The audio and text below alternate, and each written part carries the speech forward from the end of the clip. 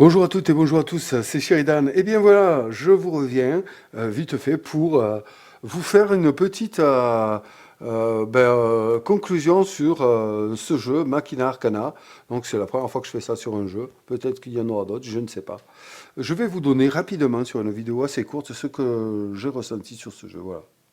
Alors en fait, la première chose à dire, c'est que c'est un dungeon crawler. Ça, on est tous d'accord là-dessus, qui est très exigeant et qui est très tactique. Voilà.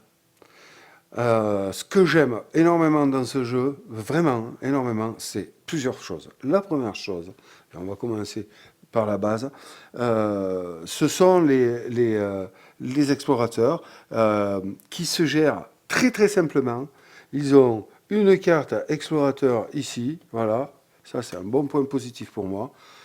Hop, voilà, avec un peu de fluff pour ceux qui en ont et une explication de leurs petites aptitudes particulières pour d'autres. Ici, on a leurs caractéristiques de base, on a leurs capacités et point barre. Voilà, c'est tout. Et voilà, moi j'aime cette simplicité. Ils sont accueillis là, il y a des jauges double plateau, double couche. Voilà, donc ça, c'est la première chose qui m'a plu, c'est que les investigateurs ne sont pas, les explorateurs ne sont pas compliqués à gérer. Et ça, pour moi, c'est quand même un point fort. Voilà, c'est très simple. Ensuite, la deuxième chose que j'ai aimé, ce sont les tuiles. Alors, peut-être que ça ne plaît pas à tout le monde, mais en tout cas, pour moi, c'est une réussite. Car déjà, ce sont des tuiles double face. Donc, comme je vous dis, je crois qu'il y en a 10, donc ça fait quand même 20 tuiles différentes. Et puis, ce que j'aime, c'est ça, c'est que tout est imprimé sur le plateau. Et au début, j'avoue que quand moi j'ai découvert le jeu, je me suis dit, ouh là là, je comprends rien. Mais en fait, après, je veux dire, après, c'est instinctif. Hein. C'est instinctif, hein, le spawn, les leviers, les stations de recharge, les établis, tout ça. Mais voilà, tout est là, tout est là. On ne fait que poser quand c'est détruit, et ben voilà, un pion de destruction dessus. J'adore ça. Moi, j'adore ça. C'est con, hein. Et puis voilà, j'aime comment les plateaux sont configurés. Voilà. Ça a été pensé, je pense, quand même assez fortement, ceci.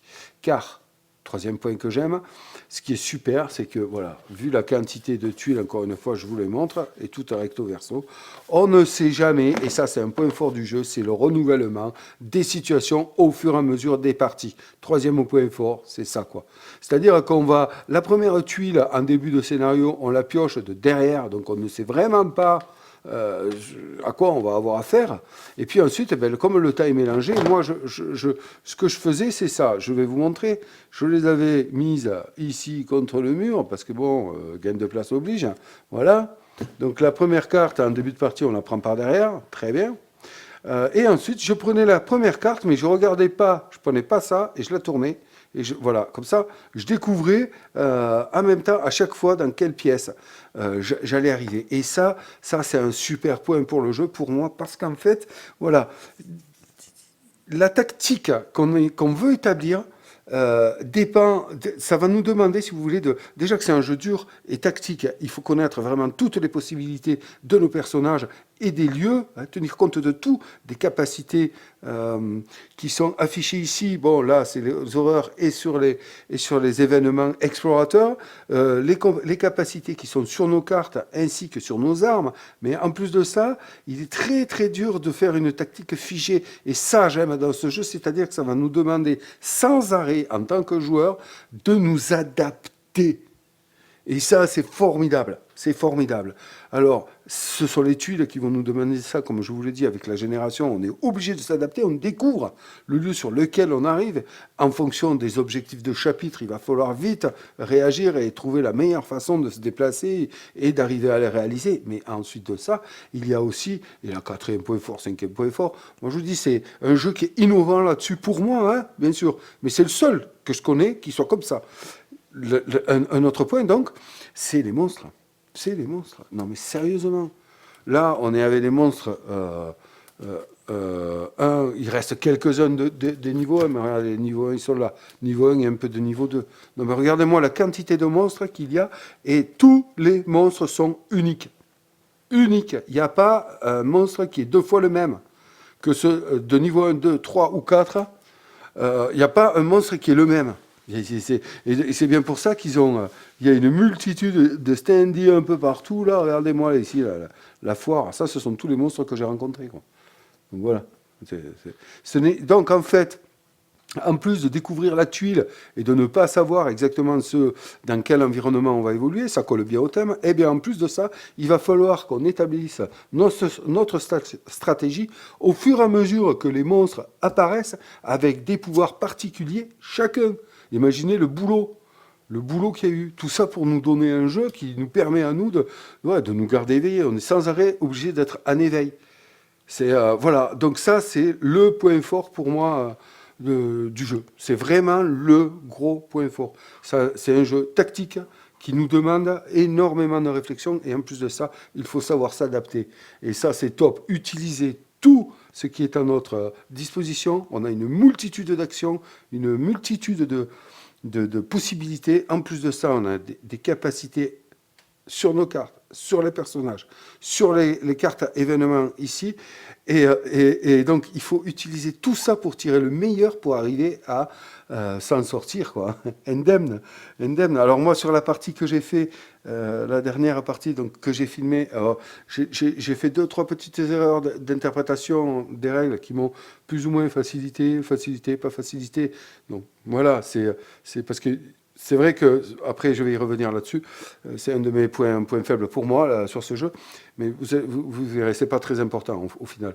Mais bon, je sais plus ce que j'étais en train de dire. Oui, voilà, donc, mis à part ça, ce jeu est dur, mais il est gagnable, et franchement gagnable, ouais, en effet. Parce que il suffit de rester, de bien savoir à quel jeu on a affaire. Donc c'est un jeu où il ne faut pas vouloir rusher et tout tuer. Il faut, parce que si on se met en tête de tuer tous les monstres qui sont sur une tuile, c'est pas possible, hein, on n'y arrive pas. Ça peut spawner tout le temps. Donc il faut arriver à trouver un équilibre dans notre stratégie entre réaliser des objectifs, à aller chercher des cartes événements parce qu'il faut les provoquer, s'équiper, se soigner éventuellement, réaliser donc les objectifs chapitres, en même temps essayer de réguler un peu l'apparition des monstres. On ne peut pas passer non plus notre temps à fuir pour aller chercher un jeton sorti parce que de toute façon on se fera tôt ou tard rattraper, bien que ça c'est pas mal la sortie aussi, hein, puisque ça permet de bannir les monstres. Enfin voilà, il y a plein de possibilités, donc il faut arriver à s'adapter à la nouveauté de la découverte d'un plateau, à la nouveauté des monstres, parce qu'on ne sait pas du tout quels monstres vont arriver et dans quel ordre. Voilà, c'est super. Il faut arriver à s'adapter, donc poser une stratégie qui s'adapte. Et ça, c'est fort. C'est pour moi le seul jeu qui possède ce gameplay-là. Au départ, j'osais le comparer avec Deep Madness. Il y a des points communs avec Deep Madness, c'est clair. Mais, je veux dire, non, au final.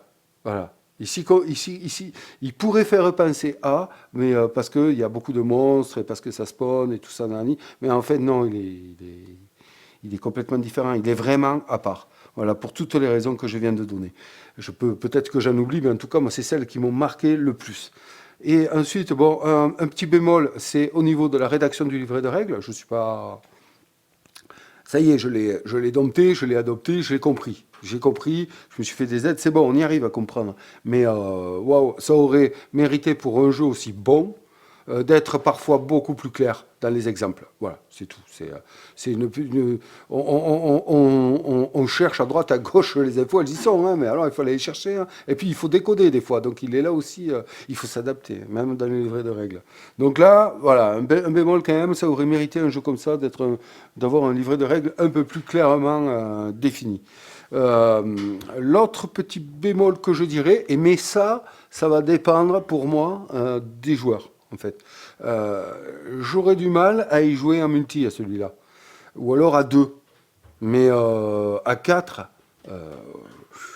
alors là, très très dur, ou alors vraiment, il faut des joueurs quoi. Il faut des joueurs, et il faut surtout pas un joueur alpha, hein, comme on appelle, c'est-à-dire un mec qui va donner des ordres aux autres, parce que alors là c'est impossible. Hein. Non, non, il faut que chacun ait sa personnalité, mais ça peut prendre des plombes. Ça peut faire des parties hyper longues. Quoi. Donc voilà, moi je me dis une personne, deux personnes peut-être, ouais, maxi trois, mais alors avec des joueurs aux petits oignons, hein, aux petits oignons. Voilà, donc ça, attention, voilà, moi je mettrai un petit bémol là-dessus.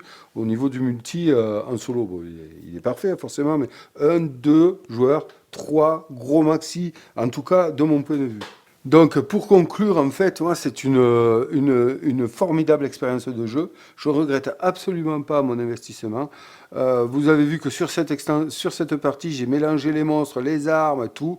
Au final, bon, j'ai cru que j'avais fait une erreur, mais bon, ça le durcit le jeu. Mais au final, on a quand même les équipements qui vont aussi avec les extensions. Donc, voilà, hein, bon, c'est du costaud. Voilà. Moi, c'est un jeu qui va rester très, très, très, très haut dans mon estime parce que la sensation de jeu qu'il m'a donnée est superbe. Voilà. L'immersion par le fait d'être obligatoirement à l'intérieur du jeu pour pouvoir y jouer, parce que sinon, si on en sort, ben on se rate, il vaut mieux faire une pause. Voilà, c'est le seul jeu que j'ai dans le genre, et croyez-moi, il va rester très très longtemps dans mon cœur, celui-ci. Voilà, donc je pense avoir fait le tour, j'ai peut-être oublié des choses, oui, si, j'ai oublié au niveau de la scénarisation, des trucs. Alors, c'est parfait, c'est parfait. Disons que pour un jeu qui demande autant de tactique, autant de trucs, comme je viens de vous l'expliquer, je trouve que la narration des chapitres est correcte. Se suffit, c'est pas la peine d'en dire trop. Le fluff un peu marqué sur les cartes aussi est très clair et correspond tout à fait aux effets. Ça, j'ai bien aimé. Ça correspond tout à fait.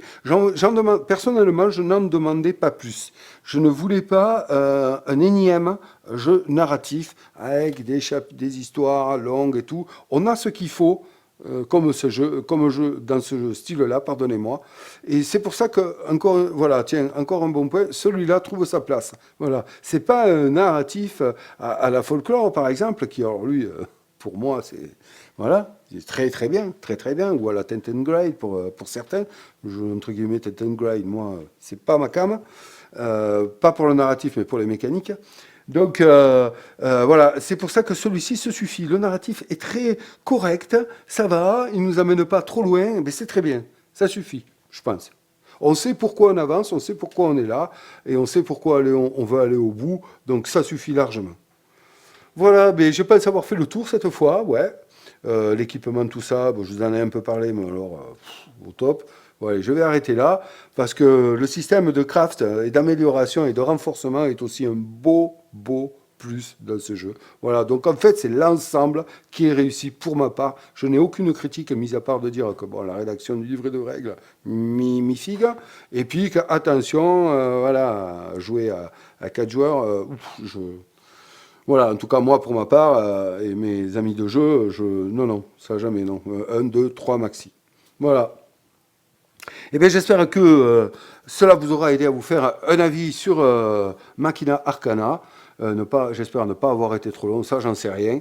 Et puis, ben, écoutez, n'hésitez pas dans les commentaires si vous avez des choses à rajouter ou si vous avez des choses avec lesquelles vous n'êtes pas trop d'accord. De toute façon, on a chacun nos goûts hein, et chacun nos avis.